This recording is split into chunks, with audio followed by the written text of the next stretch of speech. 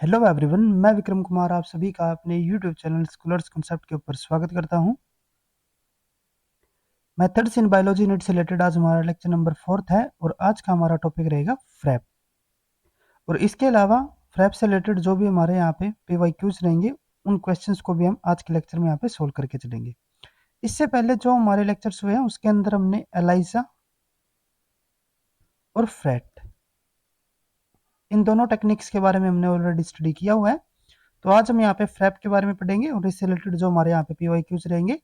तो अगर हम यहाँ पे बात करते हैं फ्रैप के लिए, तो फ्रैप क्या होता है? Fluorescence recovery after photo bleaching.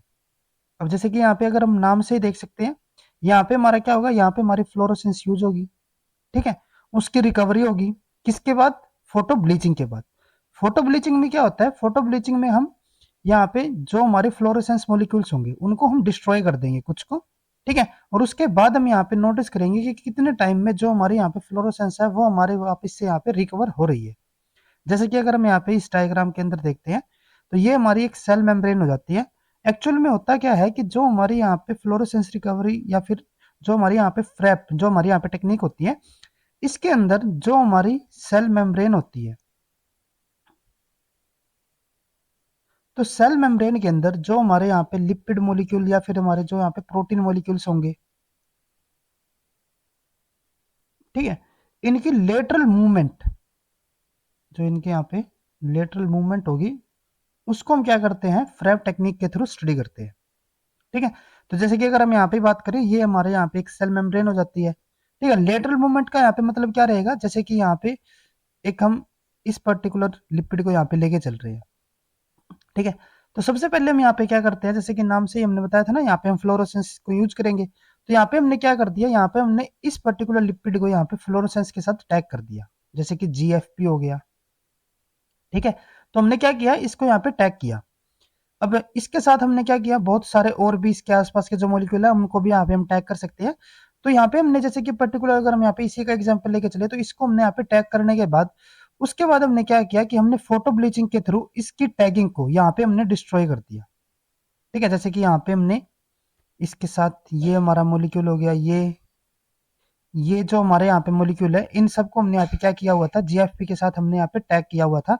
और फिर हमने यहाँ पे इसको क्या किया कि पर्टिकुलर इसी मॉलिक्यूल को हमने यहाँ पे फोटो ब्लीच के थ्रू इसको हमने डिस्ट्रॉय, जो इसकी टैगिंग है उसकी हमने क्या कर दिया, डिस्ट्रॉय कर दिया। अब यहाँ पे क्या होगा, जैसे कि अगर हम यहाँ पे इसके आसपास के देखें सेल्स, तो 1 2 3 और ये 4, ये तो हमारे जो इसके आसपास के थे और इसके बीच में हमारा यहाँ पे ये वाला था।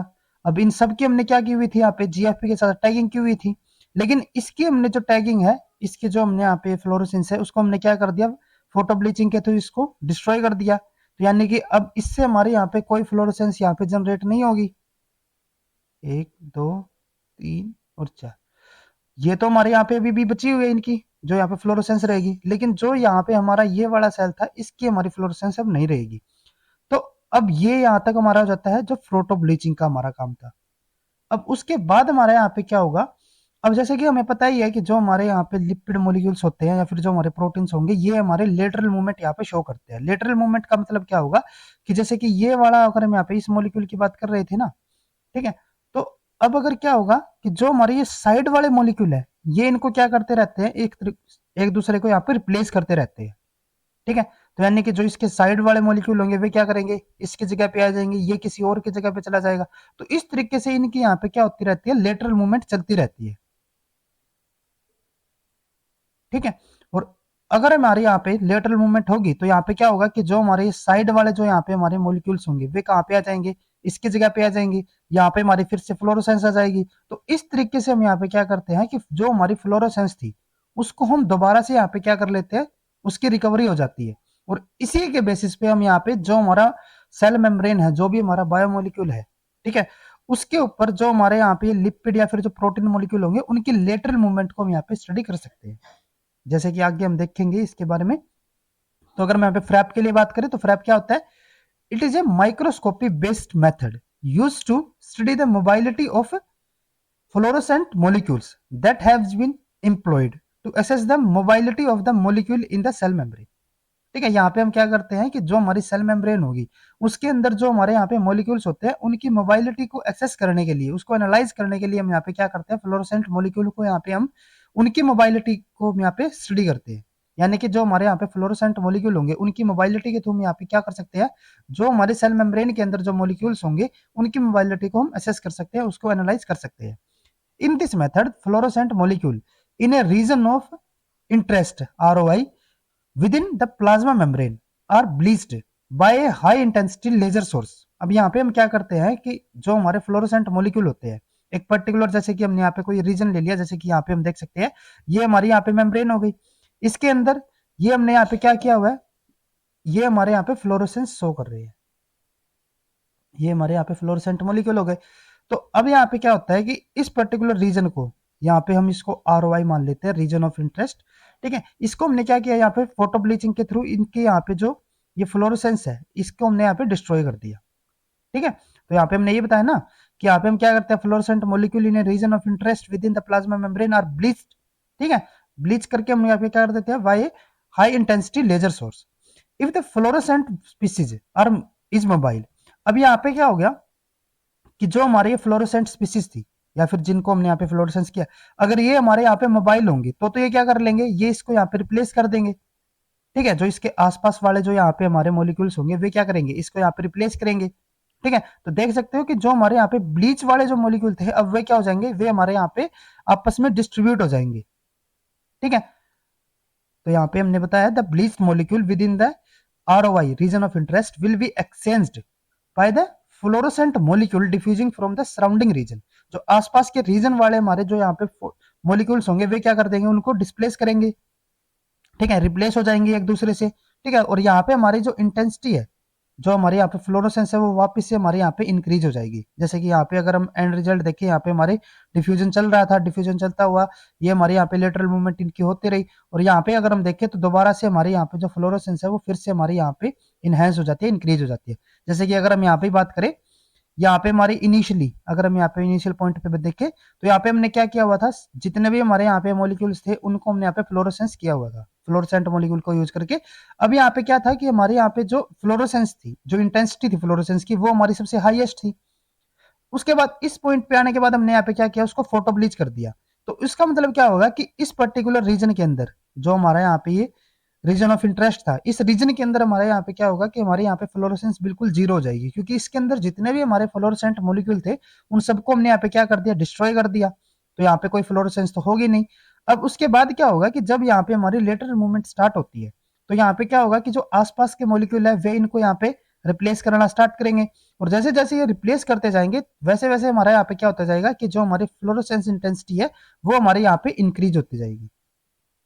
ठीक है, ये हमारे यहाँ पे जब हाफ रिकवरी टाइम हो जाता है। ठीक है, और ये इस तरीके से इंक्रीज होती होती ये हमारी एक मैक्सिमम तक यहाँ पे पहुंच जाएगी। अब यहाँ पे यूं नहीं है कि हमारी जो यहाँ पे इंटेंसिटी थी वो पहले जितनी हमारी इंटेंसिटी थी वापस से उतनी हमारी इंटेंसिटी पहुंचेगी, ऐसा नहीं है। उससे हमारी कुछ कमी यहाँ पे इंटेंसिटी रहेगी, क्योंकि कुछ हमारे ऐसे मॉलिक्यूल भी होते हैं जो कि हमारे यहाँ पे इमोबाइल रहते हैं। ठीक है, जैसे कि यहाँ पे अगर हम इनमें से देखें तो कुछ हमारे मोबाइल मॉलिक्यूल होंगे और कुछ हमारे यहाँ पे इमोबाइल मॉलिक्यूल भी होंगे जो कि हमारे यहाँ पे रिप्लेस नहीं होंगे। और अगर वो रिप्लेस ही नहीं होंगे तो यहाँ पे हमारे वो बने रहेंगे, और अगर बने रहेंगे तो यहाँ पे हमारे जो फ्लोरोसेंस इंटेंसिटी है वो हमारी जो इनिशियली थी उससे हमारी थोड़ी सी कम ही रहेगी। ठीक है, और जितनी भी यहाँ पे ये कम रहेगी वो हमारा यहाँ पे किसको शो करेगी, हमारे इमोबाइल फ्रैक्शन को। ठीक है, तो इस तरीके से हम यहाँ पे फ्रैप टेक्निक के थ्रू यहाँ पे हम मेजर कर सकते हैं कि जो हमारा यहाँ पे रीजन ऑफ इंटरेस्ट है या फिर जो हमारा यहाँ पे बायो मेम्ब्रेन है उसके अंदर हमारा कितना फ्रैक्शन मोबाइल मॉलिक्यूल्स का है और कितना हमारा यहाँ पे इमोबाइल मॉलिक्यूल्स का फ्रैक्शन रहेगा। ठीक है, the resulting recovery of fluorescent intensity in the region of interest is monitored and plotted on a recovery curve which contain information about the fraction of the molecule that are mobile and the half time of the recovery. Analysis of the recovery dynamics with an appropriate physical model yield information about the local effective diffusion coefficient and the fraction of the mobile fluorescent molecule inside the bleached area. अब यहाँ पे इन्होंने बताया है कि अगर हम यहाँ पे किसी स्टैंडर्ड मॉडल को अगर हम यहाँ पे एनालाइज कर रखा है हमने ऑलरेडी, जैसे कि हमने कोई यहाँ पे स्टैंडर्ड मॉडल ले लिया जिसके हमने ऑलरेडी यहाँ पे हमने डिफाइन किया हुआ है कि हमारा रिकवरी टाइम कितना लग रहा है, कितने टाइम में ये हमारा यहाँ पे फुल्ली रिकवरी हो रहा है, तो वो हमारा क्या हो जाता है, स्टैंडर्ड मॉडल हो जाएगा। और अगर हमने यहाँ पे जैसे कि एक हमने कोई स्टैंडर्ड मॉडल लिया, जैसे कि हम स्टैंडर्ड कर्व को लेते हैं, तो हमने यहाँ पे क्या किया, एक स्टैंडर्ड मॉडल को लिया हुआ है रेफरेंस की तरह। अब जिसको भी हमने स्टडी करना है, जैसे कि इसी को हमने यहाँ पे पर्टिकुलर को स्टडी किया, अब हम क्या करते हैं कि जो हमारा यहाँ पे एक्चुअल में जो डाटा आया है, ठीक है, जो भी हमारा यहाँ पे सैंपल होगा, और एक हमने जो यहाँ पे स्टैंडर्ड कर्व बनाया हुआ है, ठीक है, इनको आपस में कंपेयर करके यहाँ पे हम जो हमारा डिफ्यूजन कोफिशिएंट है, डिफ्यूजन कोफिशिएंट यानी कि जो हमारे यहाँ पे ये कितनी जल्दी से हमारे यहाँ पे रिकवरी कर रहा है, ठीक है, या फिर जो हमारे यहाँ पे हाफ रिकवरी टाइम है, इन सब चीजों को भी हम यहाँ पे क्या कर सकते हैं, एनालाइज कर सकते हैं। ठीक है, तो ये हमारा यहाँ पे क्या हो जाता है, जो हमारी फ्रैप टेक्निक है। ठीक है, FRAP is usually implemented in confocal microscope, thus limiting the spatio temporal resolution to the respective microscope. ठीक है, यहाँ पे हम कॉन्फोकल माइक्रोस्कोप का यूज भी करते हैं कई बार। यहाँ पे स्पेशियल टेम्पोरल यानी कि क्योंकि हमें यहाँ पे जो फ्लोरोसेंस है वो हमें दो दो चीजों से यहाँ पे कंपेयर करके चलना है। एक तो हमें टाइम के साथ भी यहाँ पे इसको कंपेयर करना है कि किस तरीके से हमारे टाइम के साथ साथ जो हमारी रिकवरी हो रही है यहाँ पे, ठीक है, और वो भी किसी पर्टिकुलर लोकेशन के अंदर, तो इसी को हम यहाँ पे क्या बोलते हैं, स्पेशियो केमिकल। तो ये जो हमारे यहाँ पे स्पेशियो टेम्पोरल सॉरी जो यहाँ पे रहता है, वो हम किसके हेल्प से करते हैं, कॉन्फोकल माइक्रोस्कोप के थ्रू भी हम कर सकते हैं। ठीक है, अब यहाँ पे हमारे कुछ PYQs क्वेश्चंस आते हैं, जिससे कि हमारे जो ये टॉपिक है वो हमारा और भी ज्यादा यहाँ पे क्लियर हो जाएगा। तो फर्स्ट यहाँ पे क्वेश्चन है हमारा, using FRAP fluorescence recovery after photo bleaching technique, diffusion coefficient of 3 integral membrane protein M1, M2 and M3 in a kidney cell is calculated as 1 micrometer पर सेकेंड। यहाँ पे हमारा 3 अलग अलग हमारे पास यहाँ पे प्रोटीन है। ठीक है, तो फर्स्ट हमारा यहाँ पे क्या हो जाता है, 1 माइक्रो सेकेंड। ठीक है, 1 माइक्रोमीटर पर सेकेंड, इसका हमारे यहाँ पे क्या हो गया, माइक्रोमीटर पर सेकेंड। सेकेंड का हमारे यहाँ पे दिया हुआ है 0.05 माइक्रोमीटर पर सेकेंड, और नेक्स्ट हमारे यहाँ पे है 0.005 माइक्रोमीटर पर सेकेंड। ठीक है, respectively considering fluid Mosaic nature of biological membrane and relationship of structural organization of integral membrane protein with the diffusion coefficient, which protein will have the highest number of a integral membrane domain।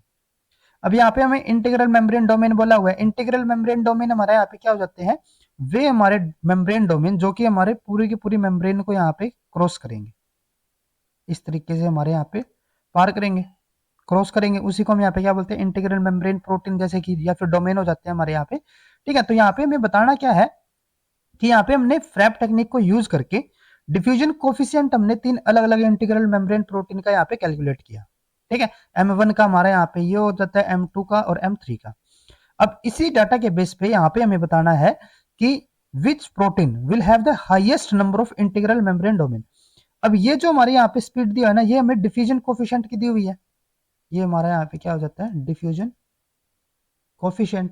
और diffusion coefficient हमने क्या बताया था, diffusion coefficient ये हमें बताता है कि कितनी जल्दी हमारे यहाँ पे रिकवरी हो रही है, या फिर एक तरीके से हम यहाँ पे इसको स्पीड भी मान सकते हैं कि जो हमारे यहाँ पे मॉलिक्यूल्स है, ठीक है, वो हमारे कितनी स्पीड से यहाँ पे एक दूसरे को रिप्लेस कर रहे हैं। जैसे कि अगर हम यहाँ पे M1 की बात करें, तो M1 की हमारी यहाँ पे जो स्पीड है वो हमारी कितनी है, 1 माइक्रो पर सेकेंड, सॉरी 1 माइक्रोमीटर।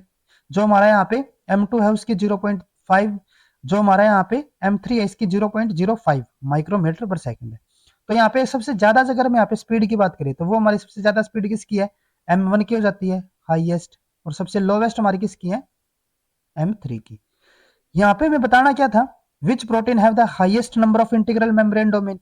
अब जिसके पास सबसे ज्यादा यहाँ पे हमारे इंटीग्रल मेम्ब्रेन प्रोटीन होंगे, जैसे कि अगर हम यहाँ पे हम बात करते हैं, हमने क्या बताया था कि कुछ हमारे ऐसे मॉलिक्यूल होते हैं जो कि हमारे इमोबाइल होते हैं।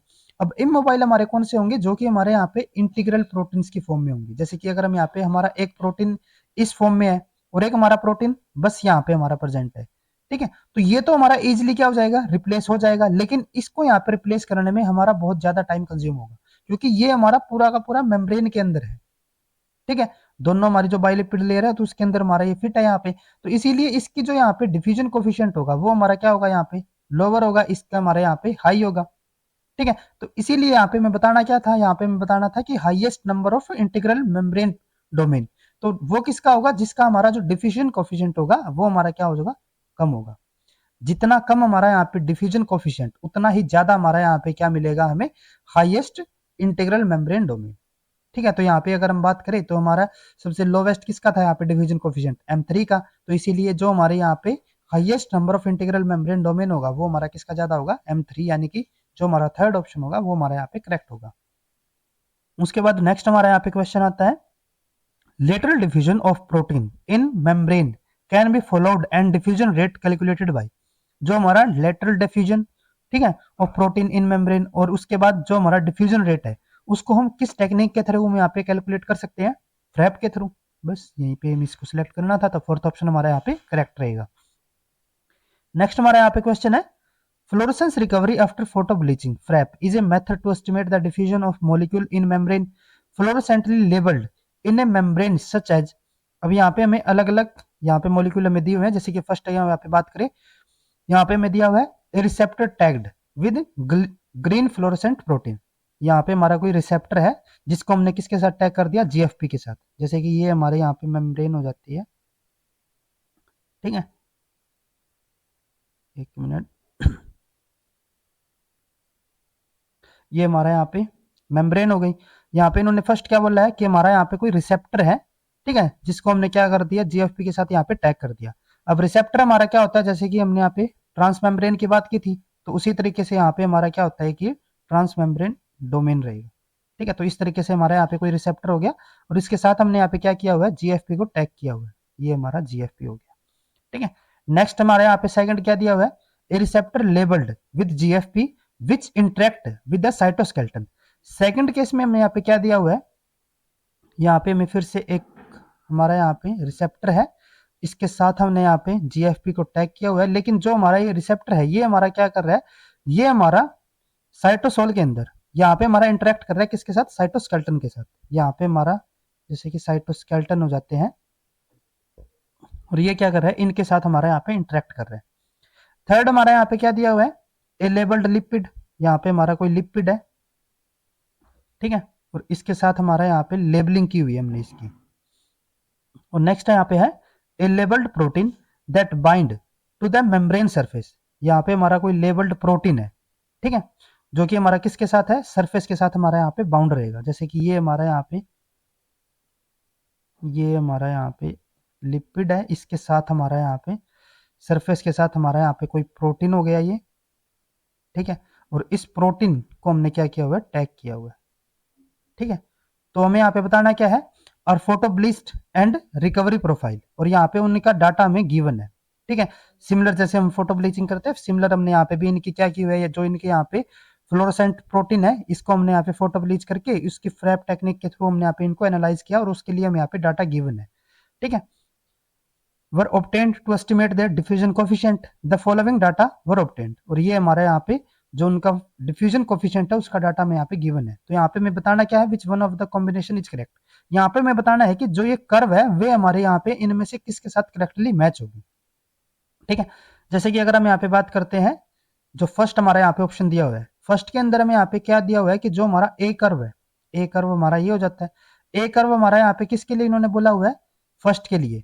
फर्स्ट हमारा यानी कि जो यहाँ पे हमारा रिसेप्टर था, ठीक है, ये हमारा फर्स्ट है, ये हमारा सेकंड, ये हमारा थर्ड, और ये हमारा यहाँ पे फोर्थ। ठीक है, तो अगर हम यहाँ पे फर्स्ट के साथ इसको कंपेयर करके चलते हैं, तो फर्स्ट हमारा क्या था, रिसेप्टर। हमने क्या बताया था कि जो हमारे रिसेप्टर या फिर जो हमारा पूरा का पूरा मेम्ब्रेन को अगर हम यहाँ पे क्रॉस करके चलेंगे तो वहां पे जो हमारा डिफ्यूजन कोफिशिएंट होता है, ठीक है, वो हमारा क्या होगा, लो होगा। जो हमारा डिफ्यूजन कोफिशिएंट होगा वो हमारा क्या होगा, कम होगा, और रिकवरी टाइम वहां पे हमें क्या लगेगा, ज्यादा लगेगा। रिकवरी टाइम हमें यहाँ पे ज्यादा लगेगा। रिकवरी टाइम ज्यादा क्यों लग रहा है, क्योंकि यहाँ पे हम रिप्लेस इसको नहीं कर पा रहे, क्योंकि ये हमारा पूरी की पूरी मेम्ब्रेन को क्रॉस करके हुए गया हुआ है। ठीक है, तो इसको यहाँ पे रिप्लेस करने में हमारा बहुत ज्यादा टाइम लगेगा। लेकिन अगर हम यहाँ पे ए कर्व को देखें तो यहाँ पे ये हमारा रिकवरी बहुत जल्दी हो रहा है एज कंपेयर टू डी और सी। ठीक है, तो इसीलिए ये हमारे यहाँ पे क्या हो जाएगा, इनकरेक्ट होगा। नेक्स्ट उसके बाद हमें यहाँ पे दिया हुआ है सेकंड ऑप्शन के अंदर बी हमारा 3 के लिए। ठीक है, जो हमारा यहाँ पे बी कर्व है वो हमें किसके लिए दिया हुआ है, थर्ड वन के लिए, और थर्ड में हमारा यहाँ पे सिंपली लिपिड ही था, तो यानी कि ये तो हो सकता है इसके लिए। और इसका जो रिकवरी टाइम भी होगा वो भी हमारा क्या होगा यहाँ पे कम ही होगा, क्योंकि बहुत जल्दी ये क्या कर लेगा, ये रिकवरी कर लेगा, क्योंकि लिपिड हमारे यहाँ पे किसी दूसरे चीज के साथ हमारे यहाँ पे बाउंड भी नहीं है। ठीक है, तो ये तो हमारा बी के लिए तो करेक्ट हो गया। नेक्स्ट अगर हम यहाँ पे ए के लिए बात करें तो ए भी हमारा यहाँ पे बहुत जल्दी हमारा यहाँ पे रिकवरी कर रहा है। ठीक है, और अगर हम यहाँ पे इन तीनों में से कंपेयर करके देखें तो ये हमारा प्रोटीन के साथ हमारा करेक्टली मैच हो सकता है। ठीक है, क्योंकि प्रोटीन भी तो हमारा किसके साथ ही था, ये भी तो हमारा जो लिपिड है इसी के साथ तो हमारा बाउंड रहेगा, ये सरफेस के साथ। ठीक है, तो इनके कंपेयर में जो हमारा यहाँ पे फोर्थ यानी कि जो हमारा यहाँ पे प्रोटीन था जो कि लिपिड के साथ हमारा यहाँ पे बाउंड था, उसका ये हमारा यहाँ पे कर्व हो सकता है। तो इसीलिए जो हमारा यहाँ पे सेकंड ऑप्शन होगा वो हमारा यहाँ पे बिल्कुल करेक्ट ऑप्शन रहेगा। बाकी अगर हम यहाँ पे थर्ड ऑप्शन को देखें तो सी के लिए हमें यहाँ पे 3 दिया हुआ है, सी हमारा ये वाला हो जाता है, सी हमारा 3, ये तो हमारा बिल्कुल भी नहीं होगा इसके लिए, क्योंकि ये तो हमारा लिपिड था और लिपिड तो हमारा यहाँ पे रिकवरी कर ही लेगा।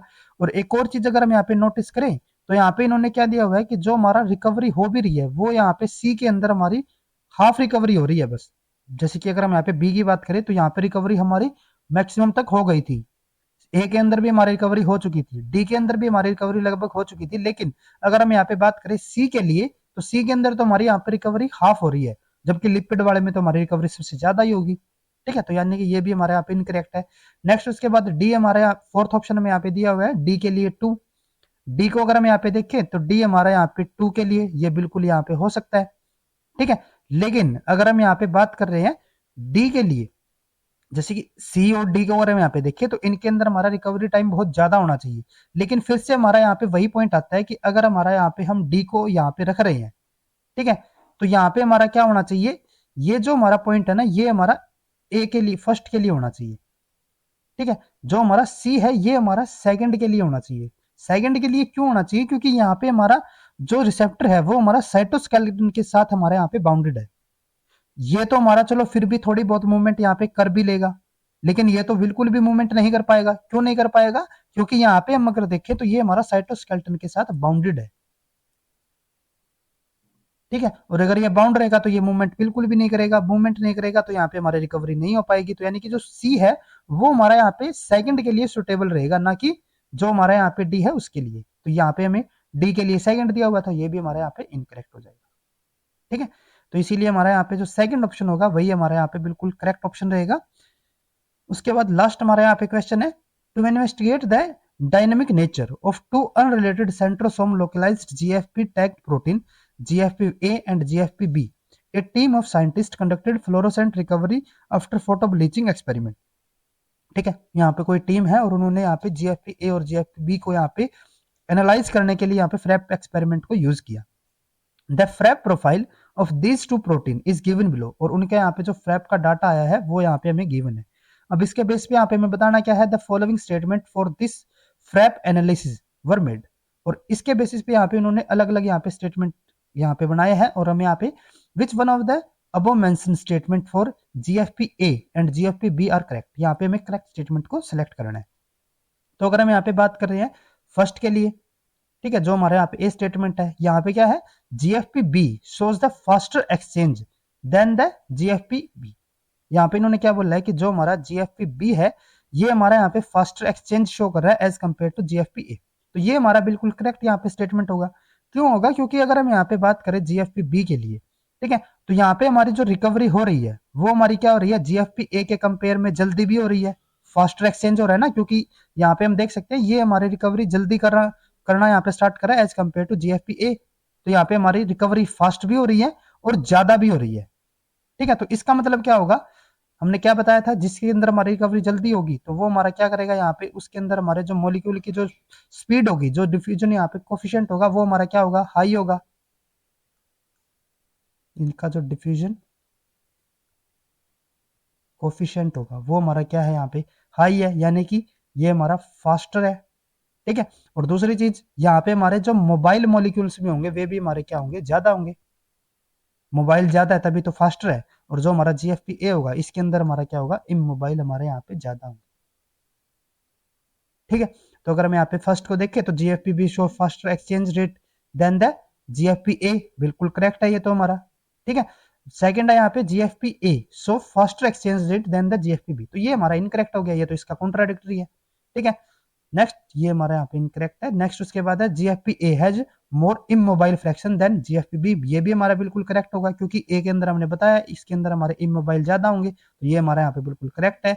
नेक्स्ट है यहाँ पे GFP B has more immobile, तो ये हमारे यहाँ पे कॉन्ट्राडिक्टरी, ये इनकरेक्ट हो गया। तो यानी कि जो हमारे यहाँ पे ए और सी ये दोनों हमारे यहाँ पे करेक्ट स्टेटमेंट होंगे, तो इसीलिए फर्स्ट ऑप्शन हमारे यहाँ पे बिल्कुल करेक्ट रहेगा। तो आज के लेक्चर में बस इतना ही। अगर आपको ये वीडियो हमारी यूजफुल लगी हो तो please like and share this video, और सीएसआईआर से रिलेटेड इसी तरीके के इंपॉर्टेंट कॉन्सेप्ट्स करने के लिए please subscribe to our YouTube channel scholars concepts. Thank you.